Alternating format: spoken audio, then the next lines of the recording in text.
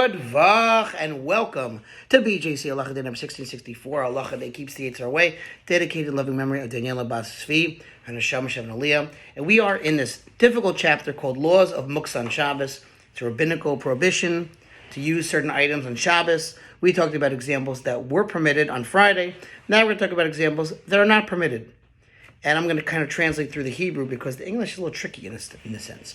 Things, devarim, I'll just say it in English. Things that are not fit at all for food for man, right? So in other words, like no person would eat this food as it is in its current state.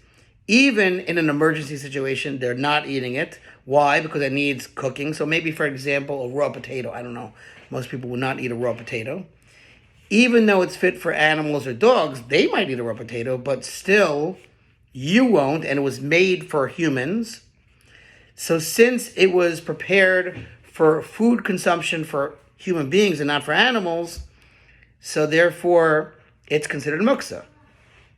And we don't consider it like dog food. Now, obviously from the outset, if it's Shabbos coming in, you have food set aside for dogs, for animals, but it's not meant for people, that's not muksa because you're using it for purpose. But here, it was really meant for people. Yes, it's true a dog can eat it, because it was meant for a person.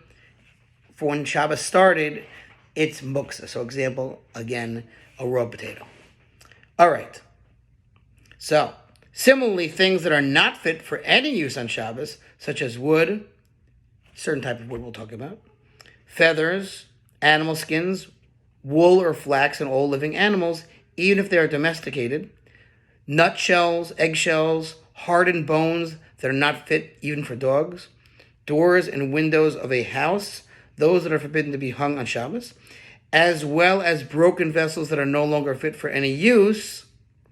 All these things and similar things are forbidden to be handled. Nevertheless, when broken glass vessels can cause injury, the broken pieces may be removed. All right, folks. He says in the footnote, whether pottery may be removed to avoid injury is disputed. So that's the quote in the Mishnah Berurah. Thanks for listening. That's a little more information on muksa. To sponsor Halacha 36, 100 of the gold. See you tomorrow.